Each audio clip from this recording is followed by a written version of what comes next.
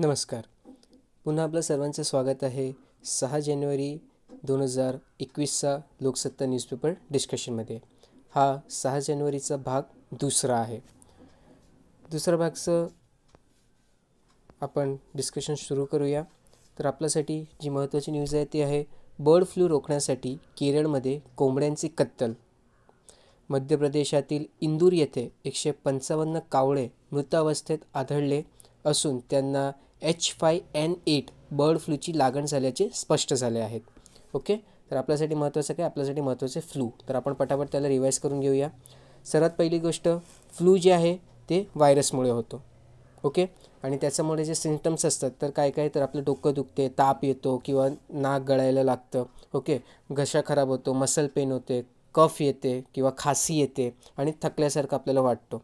Okay, आता हे जे फ्लू आहे ते 2 ते 3 दिवसपासनं तुम्हाला 2 वीकपर्यंत एवढा लाँग पिरियडसाठी तुम्हाला याचे सिम्पटम्स दिसू शकतात.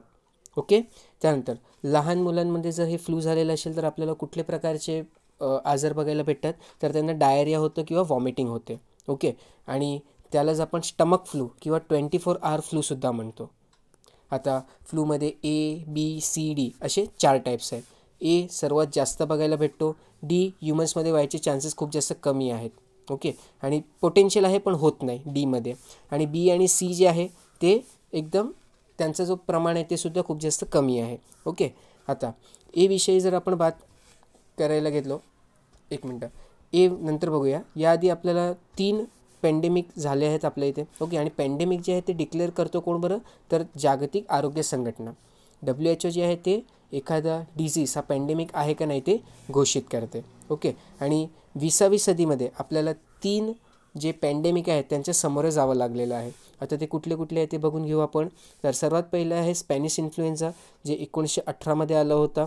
त्यानंतर एशियन इन्फ्लुएन्झा 1957मध्ये आला होता. आणि हाँगकाँग इन्फ्लुएन्झा जे 1968मध्ये आला होता. लक्षात ठेवा, तिन्ही महत्त्वाचे आहेत. ओके, कुठले बरं? स्पॅनिश इन्फ्लुएन्झा 1918मध्ये, एशियन इन्फ्लुएन्झा 1957मध्ये आणि हाँगकाँग इन्फ्लुएन्झा 1968मध्ये. तसंच सद्यस्थितीमध्ये आपण बघतोय की हा कोविड-19 त्यालासुद्धा पॅन्डेमिक डिक्लेअर केलेलं आहे.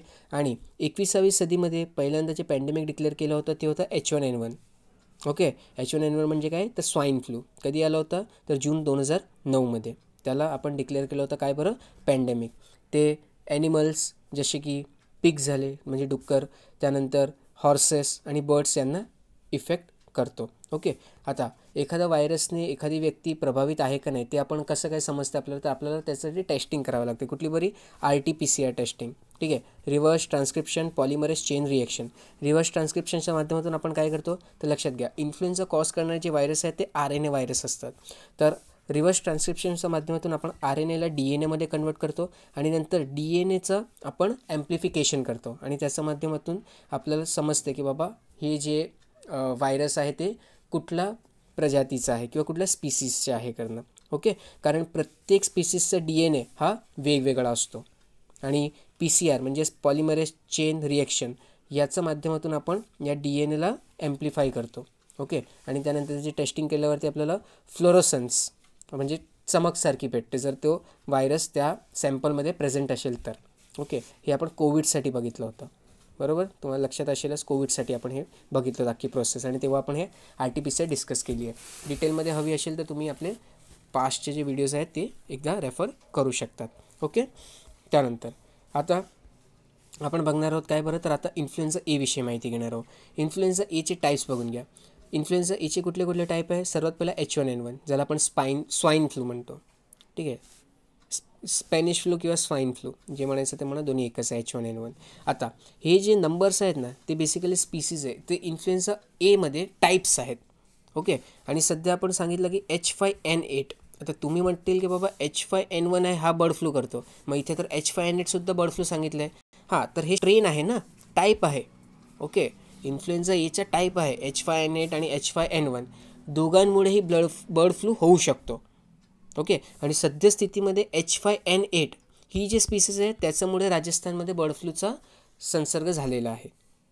ओके, तर लक्षात घेऊ, H1N1 जे आहे त्याला आपण स्वाईन फ्लू म्हणतो, H2N2ला एशियन फ्लू म्हणतो आपण, H3N2 हाँगकाँग फ्लू झाला, H5N1 जे आहे ते बर्ड फ्लू झाला आणि सध्या H5N8 याच्यामुळे सुद्धा काय होतं आहे, बर्ड फ्लू होतो आहे. ओके. त्यानंतर H7N7मध्ये झुनोटिक पोटेन्शियल आहे. आता झुनोटिक म्हणजे काय, तर एखादा प्राणी किंवा पक्षीमधनं जर ते मनुष्यामध्ये आला तो व्हायरस, तर त्याला आपण झुनोटिक म्हणू. ठीक आहे. झुनोटिक म्हणजे काय, की एखादा प्राणी किंवा पक्षीमधनं ते मनुष्यात जर येतं व्हायरस, तर त्याला आपण झुनोटिक व्हायरस म्हणू किंवा झुनोटिक डिझीज म्हणू. ओके. त्यानंतर H1N2 जे आहे ते पिग्स आणि बर्ड्सना इम्पॅक्ट करतो. इतर काही स्ट्रेन आहेत इन्फ्लुएन्झा ए व्हायरसचे. H9N2 झाला, H7N2 झाला, H7N3 झाला, H10N7 झाला, H7N9 झाला.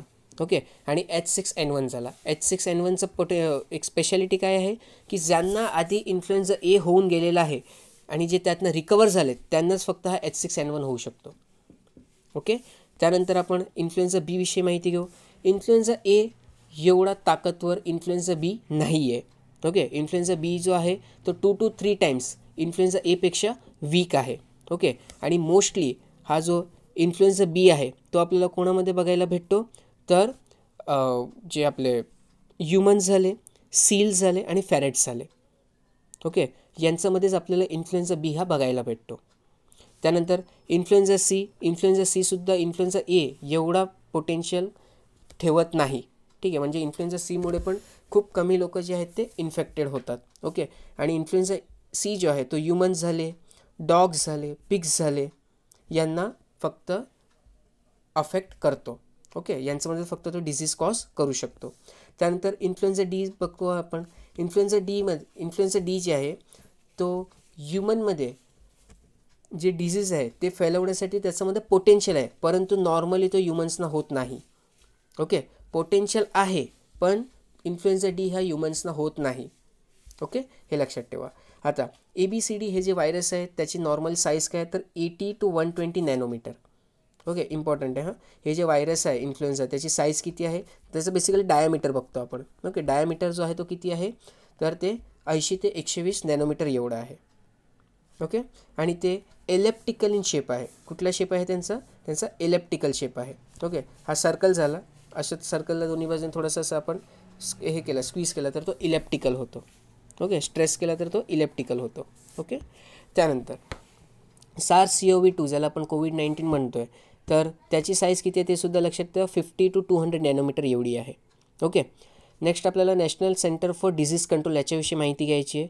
National centre for disease control जी आहे त्याची स्थापना जुलै 1963 झाली. ओके. परंतु याआधी national centre for disease control याची जे कामं होते तो कोण बघायचा, तर तो सेंट्रल मलेरिया ब्युरो बघायचा. ठीक आहे. आणि सेंट्रल मलेरिया ब्युरो जो होता त्यालाच नंतर national centre for disease control याच्यामध्ये चेंज करण्यात आला.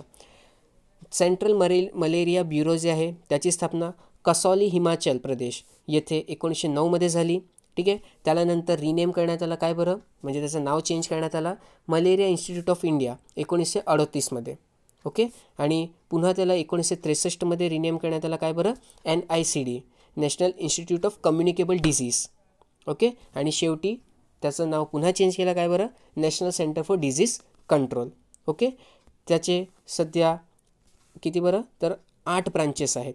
कुठे आहे, अलवर, बेंगलुरू, त्रिवेंद्रम, कॅलिकट, कन्नूर, जगदालपूर, पटना, त्यानंतर राजमुंड्री, वाराणसी येथे. ओके. आणि जे हेडक्वार्टर आहे ते कुठे आहे, तर श्यामनाथ मार्ग, न्यू दिल्ली येथे. महत्त्वाचं आहे, लक्षात ठेवा. त्यानंतर त्याचे अजून थोडेसे म्हणजे काय बोलतो त्याला 14 टेक्निकल सेंटर्स आहेत. ओके. कुठले फटाफट आपण बघून घेऊ. Integrated disease surveillance programme, centre for AIDS and related disease, epidemiology division for malariology and coordination, helminthology division, biochemistry and toxicology, biotechnology division, microbiology division, medical entomology and vector management division, zoonosis division of parasitic disease, centre for environment and occupational health, centre for non communicable disease, statistical monitoring and evaluation centre. Okay. तर हे आपण bird flu विषयी बघितला आणि national institute for communicable disease त्याच्याविषयी आपण थोडीशी माहिती घेतली. ओके. आता आणि लक्षात ठेवा त्याचं नाव चेंज करून काय ठेवण्यात आलेलं आहे सद्यस्थितीमध्ये, तर national centre for disease control NCDC. Okay. Next जी न्यूज आहे ते बघू आपण. ओके, इसवीसन पूर्व भारतीय गणित. तर काल आपण बघितलं होतं वेदांगास विषय, तर त्यांना पुन्हा एकदा रिवाईज करूया आणि नंतर महत्त्वाची जे इतर इन्फॉर्मेशन आहे ते आपण बघून घेऊया. तर 6 वेदांग कुठले कुठले आहेत? सर्वात पहिले शिक्षा, त्यानंतर कल्पसूत्र, त्यानंतर व्याकरण, व्याकरणानंतर निरुक्त, निरुक्तानंतर छंद आणि शेवटी ज्योतिषा. लक्षात ठेवून घ्या बरं का. शिक्षा, कल्पसूत्र, व्याकरण, निरुक्त, छंद आणि ज्योतिष हे 6 वेदांगास आहेत. आता शिक्षाविषयी जी माहिती आहे ते आपल्याला कुठून भेटते? तर प्रतिसाख्य या पुस्तकामधनं भेटते. ओके, कुठलं बरं? प्रतिसाख्य. कल्पसूत्र जे आहे तर कल्पसूत्राचं अंतर्गत 3 सूत्र येतात. कुठले बदले? श्रोतासूत्र, गृहसूत्र आणि धर्मसूत्र. ओके, श्रोतासूत्र किंवा शुल्वासूत्र हे सॅक्रिफाईसविषयी माहिती देते. ओके, त्यानंतर गृहसूत्र जे असते ते फॅमिली सॅरेमनी म्हणजे जे आपलं पारिवारिक समारंभ होतात त्याच्याविषयी माहिती देतो. धर्मसूत्र हे वर्ण आणि आश्रमाविषयी माहिती देतं. ओके, आता लक्षात ठेवा 4 आश्रमसुद्धा आहेत. ओके, सर्वात पहिले असते ते ब्रह्मचारी असते, त्यानंतर दुसरं असते ते गृहस्थ असते, तिसरं असते ते असते वनप्रस्थासन. ओके, आणि चौथं जे असते ते असते संन्यास. ठीक आहे, पहिलं कुठलं आहे? पहिलं आहे ब्रह्मचार्य. ओके, दुसरं जे आहे ते आहे आपलं दुसरं आहे गृहस्थ, तिसरं आहे वनप्रस्थ आणि चौथा आहे संन्यास. Very very important. पुन्हा एकदा रिपीट करतो आहे. पहिला जो आहे तो कुठला आहे? तर ते आहे आपलं ब्रह्मचार्य. ब्रह्मचार्य एकच वर्ड आहे बरं का. दुसरा जो आहे तो आहे आपला गृहस्थ. गृहस्थ. तिसरा जो आहे तो आहे वनप्रस्थ आणि चौथा जे आहे तो आहे संन्यास. ओके, तर हे लक्षात ठेवा. Very very important. 4 आश्रम आहेत. हां, त्यानंतर आपण व्याकरणविषयी बघितलं होतं. व्याकरण जे आहे तर व्याकरणविषयी आपल्याला माहिती कोण देते? तर पाणिनी यांचं अष्टाध्यायी यांचं पाणिनी. ठीक आहे, तर याचं ग्रामरविषयी आपल्याला ते माहिती देते. कुठलं बरं? पाणिनी.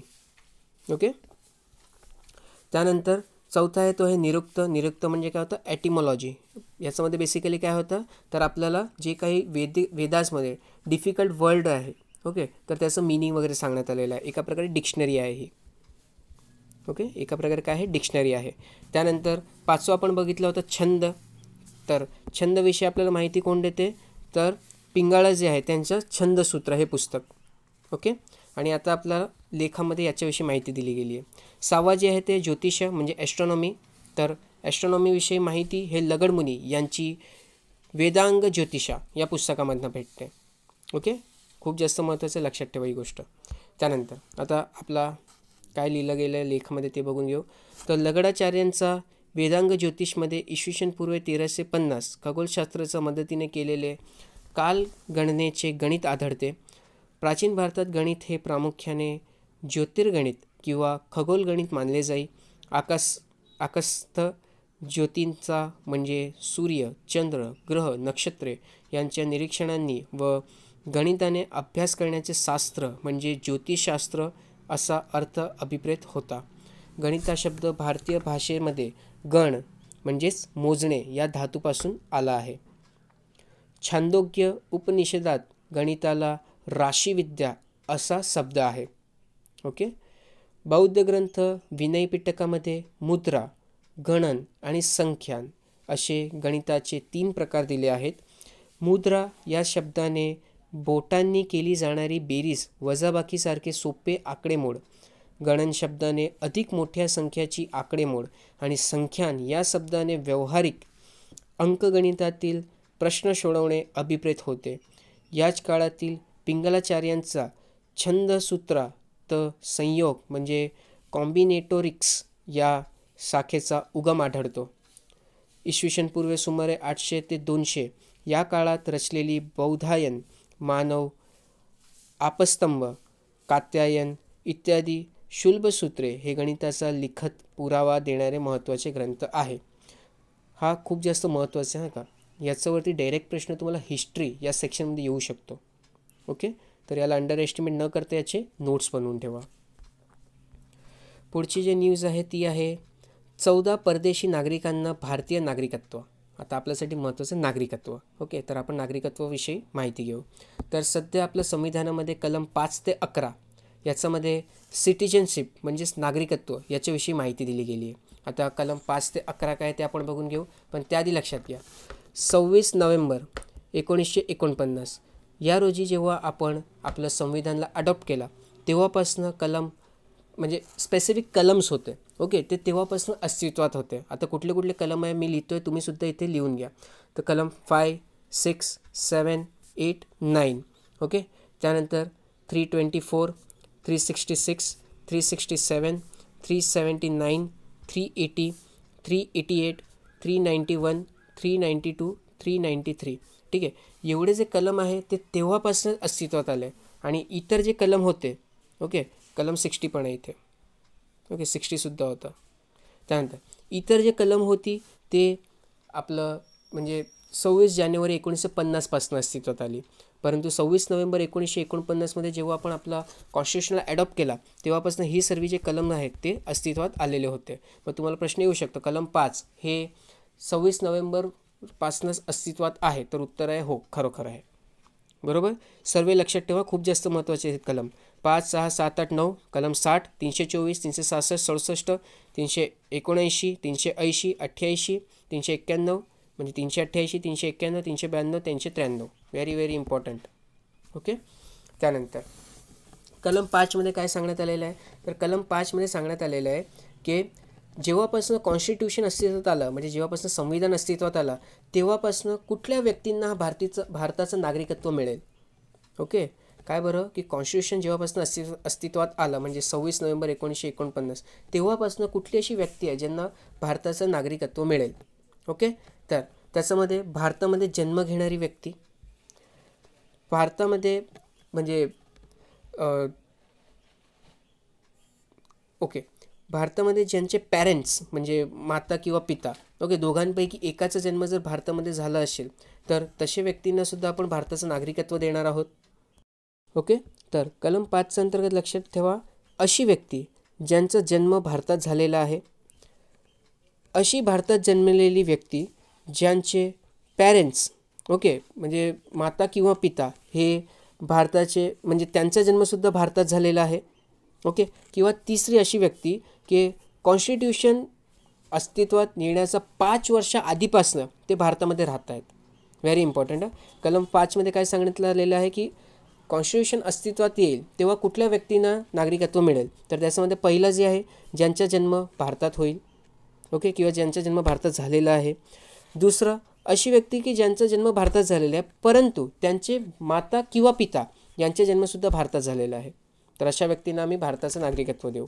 आणि तिसरं की कॉन्स्टिट्यूशन अस्तित्वात येण्याचा कमीत कमी 5 वर्षा आधीपासून ते भारतात राहणारे असले पाहिजे, त्यांचं वास्तव्य हे भारतात असलं पाहिजे.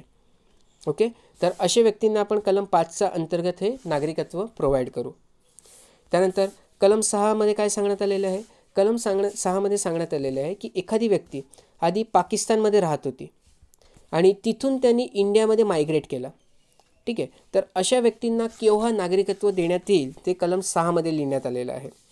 ओके, आता त्याच्यामध्ये पहिली कंडिशन काय आहे, त्यांचे जे पॅरेंट्स आहेत, ओके, ते किंवा त्यांचे पॅरेंट्स किंवा त्यांचे ग्रँड पॅरेंट्स जे असतील ते, ओके, तर गव्हर्नमेंट ऑफ इंडिया ॲक्ट 1935 याच्या अनुसार त्यांना जर आपण नागरिकत्व दिला असेल तर, ओके, आणि त्यांचा जन्म हे भारताचं असलं पाहिजे. ओके, जे आपलं गव्हर्नमेंट ऑफ इंडिया ॲक्ट आहे 1935 त्याच्यामध्ये सांगण्यात आलेलं आहे की ती व्यक्ती किंवा त्याचे पॅरेंट्स म्हणजे आई आणि वडील किंवा त्याचे ग्रँड पॅरेंट्स यांचा जन्म भारतात झालेला असेल तर त्यांना गव्हर्नमेंट ऑफ इंडिया ॲक्ट 1935 अनुसार सिटिझनशिप देता येईल. ओके, आणि दुसरी आता कंडिशन्स काय ते सुद्धा बघून घेऊ की त्यांनी 19 जुलै 1948 याचा आधी, ओके, काय बरं, याचा आधी भारतामध्ये मायग्रेट केलेलं आहे म्हणजे पाकिस्तानहून ते 19 जुलै 1948 आधी भारतात आलेत आणि त्यानंतर ते कंटिन्युअसली भारतामध्ये राहत आहेत. ओके, आता तिसरी कंडिशन काय आहे की 19 जुलै 1948 याचं नंतर ते भारतात आलेत. ओके, आधी नाही आले, नंतर भारतात आले आणि त्यांनी भारतात आल्यावरती भारतामध्ये जी गव्हर्मेंट ऑथॉरिटी होती तिथे स्वतःला रजिस्टर करून ठेवलं आहे. ओके, आणि तेव्हापासून ते कंटिन्युअसली भारतामध्ये राहत आहेत. आणि ज्यांनी जे ॲप्लिकेशन टाकलं आहे त्याच्या 6 महिन्यापूर्वीसुद्धा, म्हणजे त्याचं आधीचे 6 महिनेसुद्धा ते भारतातच त्यांचं वास्तव्य आहे, ते कुठेही गेलेले नाही आहे. तर अशा व्यक्तींना आपण कलम 6च्या अंतर्गत हे भारताचं नागरिकत्व प्रदान करणार. ओके, लक्षात घ्या. सर्वात पहिले काय की 1935 गव्हर्नमेंट ऑफ इंडिया याच्यामध्ये काय सांगण्यात आलेलं आहे की ती व्यक्ती किंवा त्याचे आईवडील किंवा त्याचे ग्रँड पेरेंट्स म्हणजे दादा आणि दादी जे असतात ते, त्यांचा जन्म जर भारतात झालेला असेल तर त्यांना आपण नागरिकत्व देऊ. किंवा दुसरं कंडिशन्स काय सांगते की 19 जुलै 1948 याचा, म्हणजे 19 जुलै 1948 या तारखेचा आधी ते भारतात आलेत पाकिस्तानहून आणि त्यानंतर कंटिन्युअस ते भारतामध्ये राहत आहेत. ओके, तर त्यांना आपण देऊ शकतो. आता 19 जुलै 1948 नंतर आले, परंतु त्यांनी गव्हर्नमेंट ऑफ इंडियाचा अंतर्गत असलेल्या जे काही एखादा विभाग आहे त्याच्यामध्ये स्वतःला रजिस्टर करून घेतलं की बाबा आम्हाला भारताचं नागरिकत्व व्हायचं आहे. आणि त्यांनी जे ॲप्लिकेशन फाईल केलं आहे त्याच्या 6 महिना आधीपासून ते जर भारतात राहत असतील तर त्यांना आपण काय डिक्लेअर करणार, त्यांना आपण भारतीय नागरिकत्व हे बहाल करणार. ओके, आता कलम 7मध्ये काय सांगण्यात आलेलं माहिती का, एखाद व्यक्ती हे इंडियामधनं पाकिस्तानमध्ये गेली, ओके, आणि पाकिस्तानमधनं पुन्हा इंडियामध्ये आली, तर अशा व्यक्तींना आपण कसं द्यायचं. ओके, आधी काय, आधी पाकिस्तानमधनं फक्त इंडियामध्ये आली. आता कलम 7मध्ये काय सांगते, आधी इंडियाचे होते ते, नंतर पाकिस्तानमध्ये गेले आणि पाकिस्तानहून पुन्हा इंडियामध्ये ते आले, तर अशा व्यक्तींची कलम 7 हे डील करते.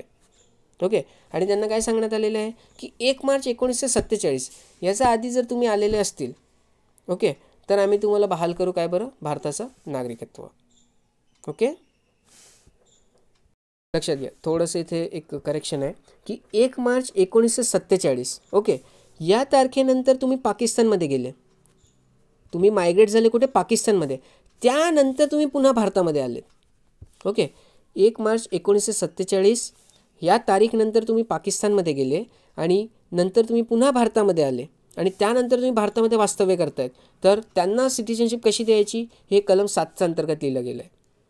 ओके, त्यानंतर कलम 8च्या अंतर्गत काय लिहिलं गेलं आहे, तर कलम 8च्या अंतर्गत लिहिलं गेलं आहे की एखादा व्यक्ती आहे तो भारताचा नागरिक आहे, ठीक आहे, इंडियन ओरिजिनचा आहे, परंतु सद्यस्थितीमध्ये तो भारताच्या बाहेर राहतो आहे, तर त्याला कशी काय आपण सिटिझनशिप प्रोव्हाइड करू शकतो.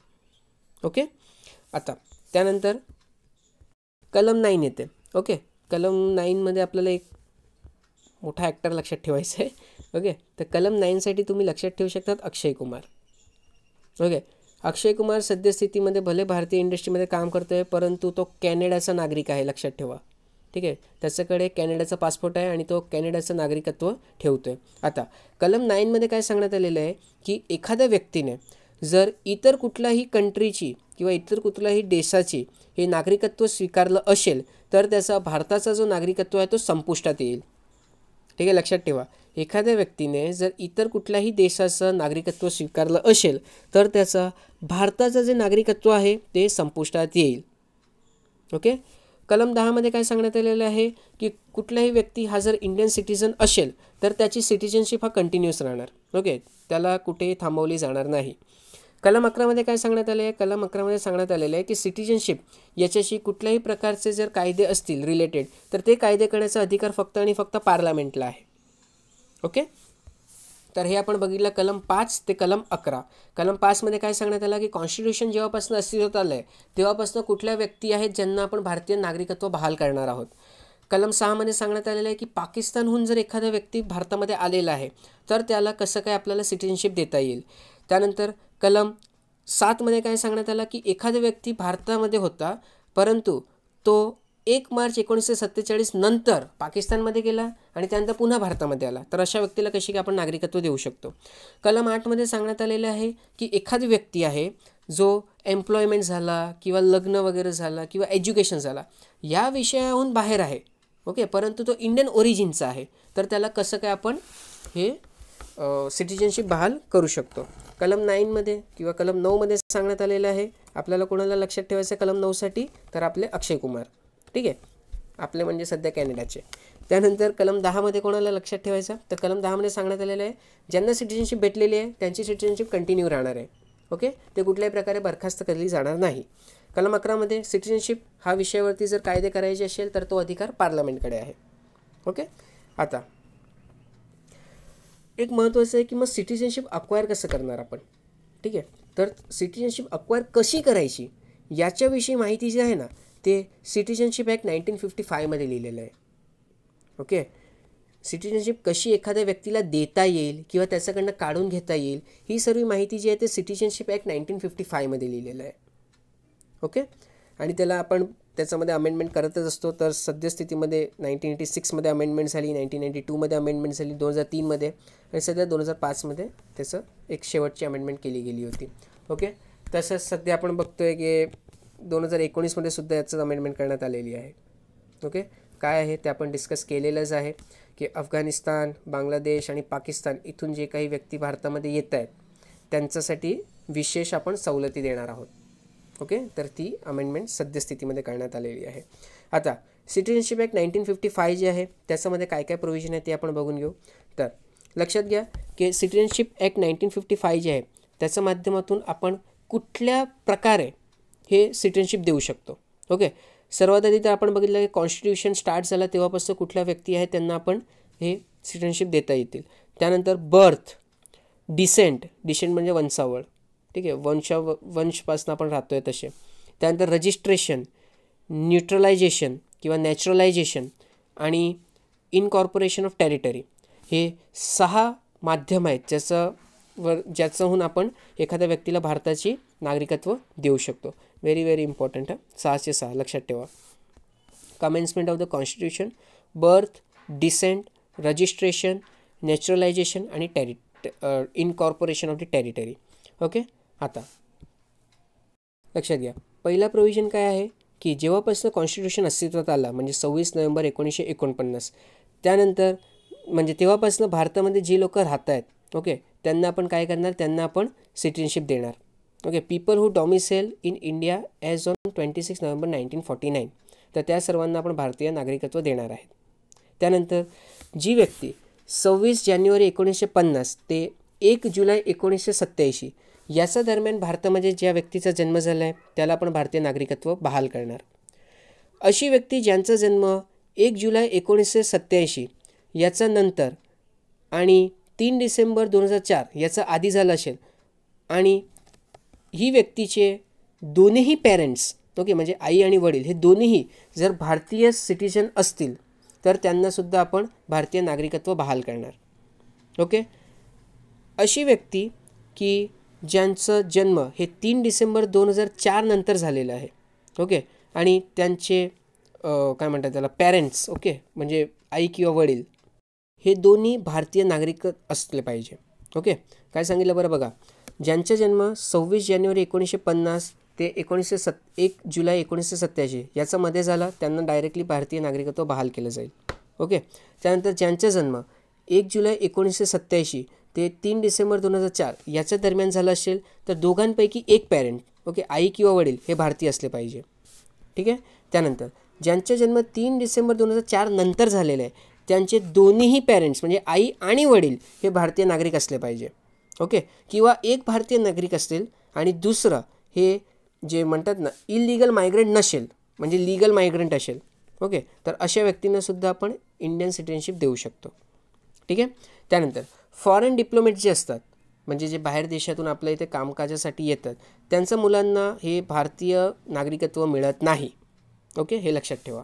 त्यानंतर कुठले असे कारण आहे की ज्याच्या माध्यमातून आपण नागरिकत्व काढून घेऊ शकतो. ओके, सर्वात पहिला तर आहे रिनन्शिएशन. ओके, आता रिनन्शिएशन म्हणजे काय तर एखाद्या व्यक्तीने समोरून सांगितलं की बाबा मला तुमची हे सिटिझनशिप नाही हवी आहे. ठीक आहे, किंवा त्यांनी इतर दुसरा कुठल्या कंट्रीची सिटिझनशिप घेतली आहे आणि तो स्वतःच डिक्लेअर करतो की मला हे नाही पाहिजे तुमची सिटिझनशिप तर अशाला आपण काय म्हणतो, अशांना आपण रिनन्शिएशन म्हणतो. पण लक्षात ठेवा इथे ट्रिक काय म्हणजे एक ट्रिकच म्हणून त्याला काय आहे ते. ठीक आहे, तर ज्यांनी रिनन्शिएट केलं आहे ठीक आहे समजा ए व्यक्ती आहे आणि त्याची 2 मुलं आहे बी आणि सी. एनी जेव्हा भारतीय नागरिकत्व सोडलं तेव्हा त्याची बी आणि सी हे 2 जे मुलं होती ती लहान होती. ओके, मग एकदा काय म्हणजे मायनर होती एका प्रकारे.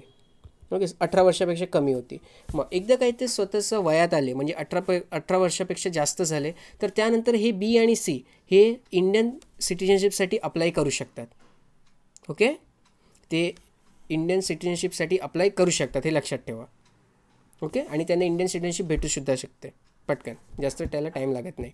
त्यानंतर दुसरं आहे टर्मिनेशन. अक्षय कुमार लक्षात ठेवा. ओके, की त्यांनी एखाद्या दुसऱ्या कंट्रीची सिटिझनशिप घेतली तर त्याचं भारतीय नागरिकत्व संपुष्टात येईल. तिसरं डिप्रिवेशन. ओके, एखाद्या व्यक्तीची नागरिकत्व जे आहे ते छिनवू शकतात इंडिया. ओके, परंतु लक्षात घ्या, ती व्यक्ती हे रजिस्ट्रेशन, नॅचरलायझेशन किंवा आर्टिकल 5चा क्लॉज सी जो आहे त्याच्या माध्यमातून भारतीय नागरिकत्व जर त्यांना भेटलेलं असेल तर त्यांना डेप्रिवेशन या कारणावरनं त्यांची जे नागरिकत्व आहे ते काढून घेता येतं. ओके, आणि जे आर्टिकल 5 क्लॉज सी त्याच्यामध्ये काय सांगण्यात आलं आहे की कमीत कमी त्यांनी 5 वर्ष हे ॲप्लिकेशन टाकण्याचं आधी भारतामध्ये वास्तव्य त्यांचं असलं पाहिजे. ओके, तर हे आपण सिटिझनशिपविषयी बघितलं. आय होप तुम्हाला समजलं असेल. काही डाऊट असल्यावर तुम्ही विचारू शकतात बरं का. चला पुढे जाऊया. पुढची जे न्यूज आहे ते आहे 2011 पूर्वीचा पदभरतीचा लेखाजोखाच गायब. पशुसंवर्धन विभागाचे मॅटमध्ये अजब उत्तर. भरती प्रक्रियेवरच प्रश्नचिन्ह. ठीक आहे. आता मॅट जो आहे, मॅटचा फुल फॉर्म आहे महाराष्ट्र ॲडमिनिस्ट्रेटिव्ह ट्रिब्युनल. ठीक आहे, काय बरं, महाराष्ट्र ॲडमिनिस्ट्रेटिव्ह ट्रिब्युनल, त्याला आपण मॅट म्हणतो. आता आपल्या इथे महत्त्वाचं काय, आपल्यासाठी महत्त्वाचं आहे ॲडमिनिस्ट्रेटिव्ह ट्रिब्युनल. तर आपण इथे ॲडमिनिस्ट्रेटिव्ह ट्रिब्युनलविषयी माहिती घेऊ. ठीक आहे, तर लक्षात घ्या, ॲडमिनिस्ट्रेटिव्ह ट्रिब्युनल किंवा ट्रिब्युनल ही जी संकल्पना आहे ती आधीपासून कॉन्स्टिट्यूशनमध्ये नव्हती. ओके, त्याला 42वी घटनादुरुस्ती 1976 याच्यानुसार कॉन्स्टिट्यूशनमध्ये ॲड करण्यात आला. आणि ॲड केलं म्हणजे कुठल्या आर्टिकलमध्ये ॲड केलं तर कलम 323A आणि कलम 323B. ओके, कलम 323A जे आहे ते ॲडमिनिस्ट्रेटिव्ह ट्रिब्युनल्सविषयी माहिती देते आणि कलम 323B जे आहे ते अदर ट्रिब्युनल्सविषयी माहिती देते. ओके, आता कलम 323A आणि कलम 323B याच्यामध्ये फरक काय ते सुद्धा आपण बघून घेऊ. तर कलम 323A जे आहे ते फक्त आणि फक्त पब्लिक सर्व्हिसचे काही मॅटर्स असतात ना त्याच्यासाठी प्रस्थापित केलं जातो. ओके, पब्लिक सर्व्हिसचं रिलेटेड जे काही मॅटर्स असतात त्याच्यासाठी ते प्रस्थापित केलं जातं. महाराष्ट्र पब्लिक सर्व्हिस कमिशन, तर पब्लिक सर्व्हिसचे रिलेटेड जे काही मॅटर असतात ना त्याच्या विषयामध्ये हे आपलं 323A हा प्रस्थापित केला जातो. 323B जे आहे, ठीक आहे, त्याच्या अंतर्गत टॅक्सेशन झाला, फॉरेन एक्सचेंज झाला, import export, industry and labour, land reform, ceiling on urban property, election of the parliament and the state legislature, food stuff, rent and tenancy right, या सर्व विषयांवरती म्हणजे जे ॲडमिनिस्ट्रेशनला सोडून जे इतर विषय आहेत ना त्याच्यावरती जर ट्रिब्युनल गठीत करायचं असेल तर तो कलम 323Bचा अंतर्गत केला जातो. ओके, त्यानंतर कलम 323A काय म्हणतो की ट्रिब्युनल जर कलम 323Aचा अंतर्गत बनवायचे असेल तर त्याचा अधिकार फक्त आणि फक्त पार्लमेंटकडे आहे. Very important. ठीक आहे, परंतु कलम 323Bचा अंतर्गत जर एखादं ट्रिब्युनल गठीत करायचं असेल तर त्याचा अधिकार पार्लमेंट आणि स्टेट लेजिस्लेटिव्ह असेंब्ली हे दोघांकडे असते. ठीक आहे, स्टेटकडे सुद्धा असतं आणि पार्लमेंटकडे सुद्धा असतं अधिकार 323B याचा अंतर्गत ट्रिब्युनल एस्टॅब्लिश करण्याचा.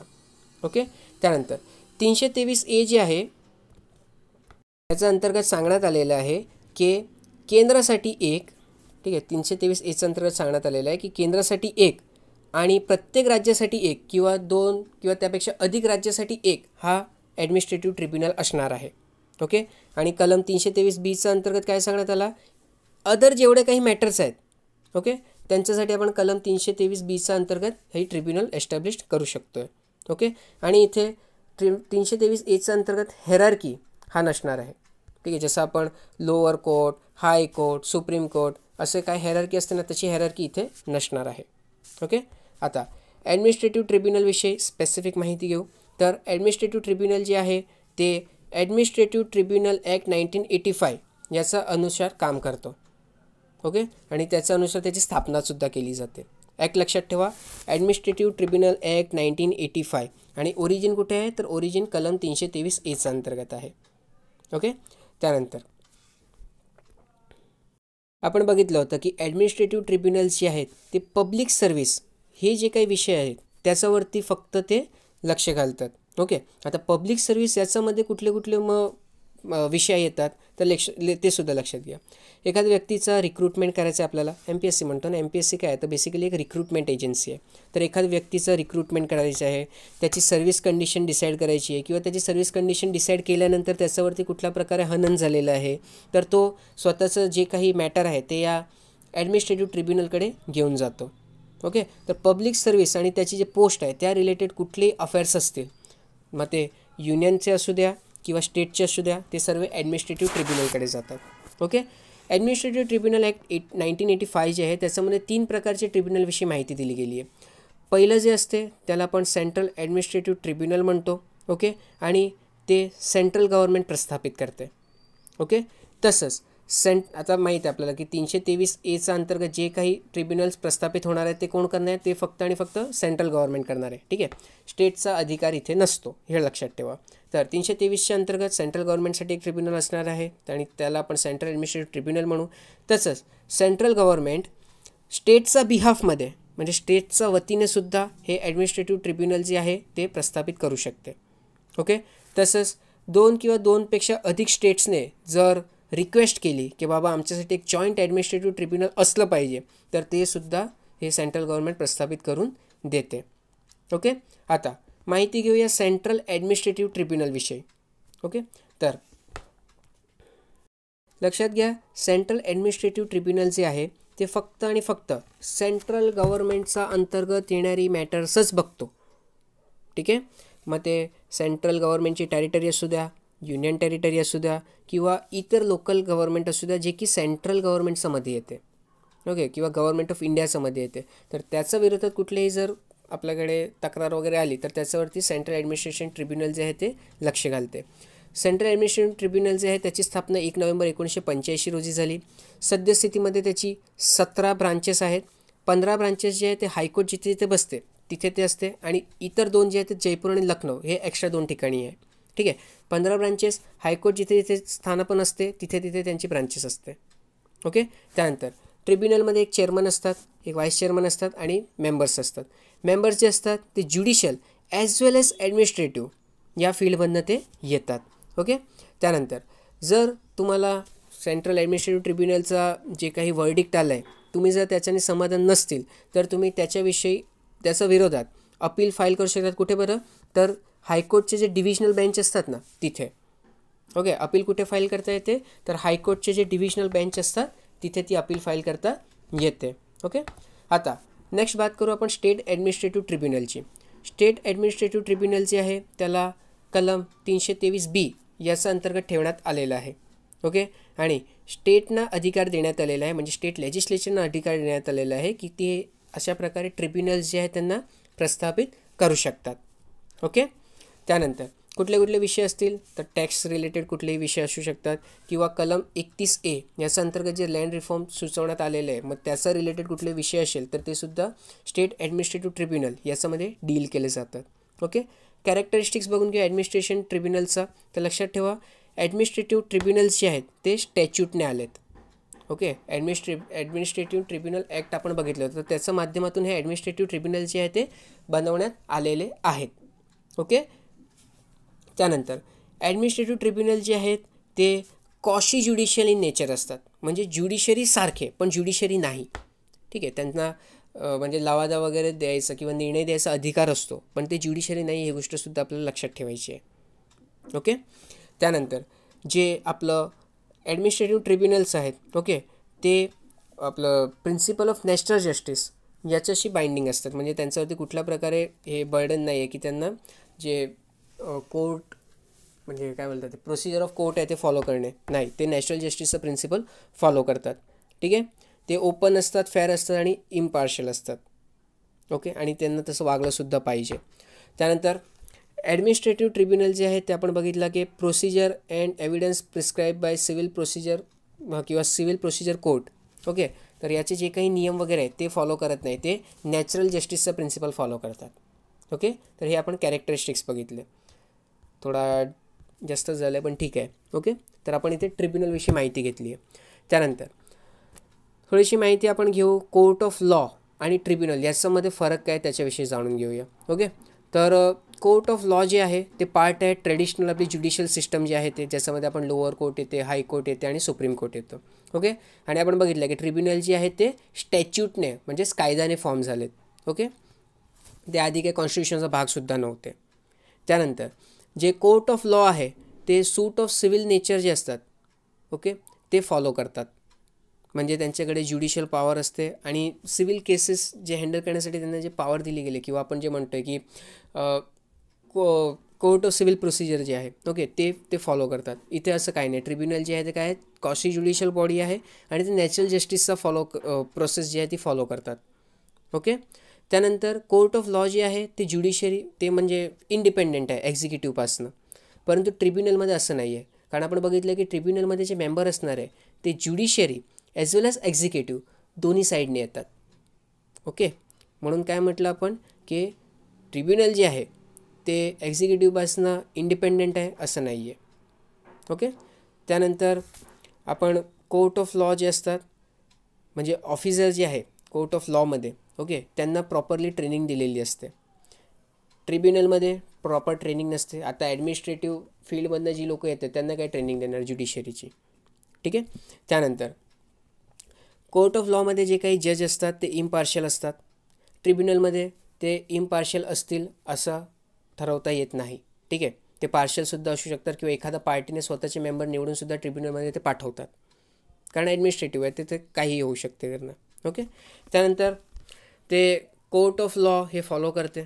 ओके. कोर्ट ऑफ लॉ जे आहे ते rule of evidence and procedure जे असते त्यांची सिव्हिल कोर्टची ते फॉलो करते.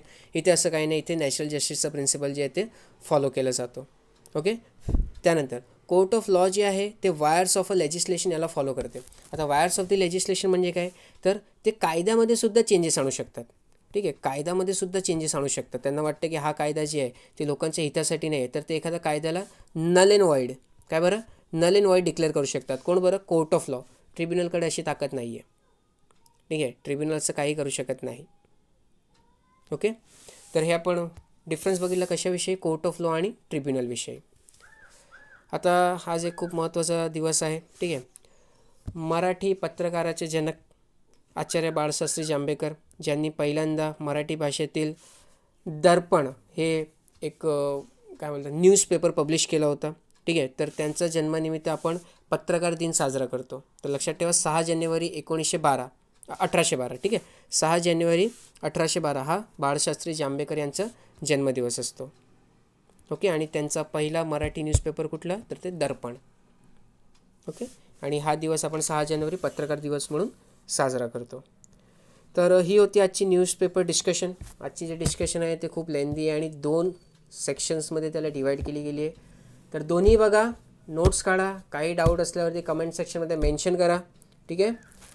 PDF जे आहे ते तुम्हाला आमच्या टेलिग्राम चॅनलवरती अवेलेबल होईल आणि लिंक जे आहे ते सुद्धा डिस्क्रिप्शन बॉक्समध्ये भेटून जाईल. तर घरी राहा, सुरक्षित राहा, शिकत राहा. धन्यवाद.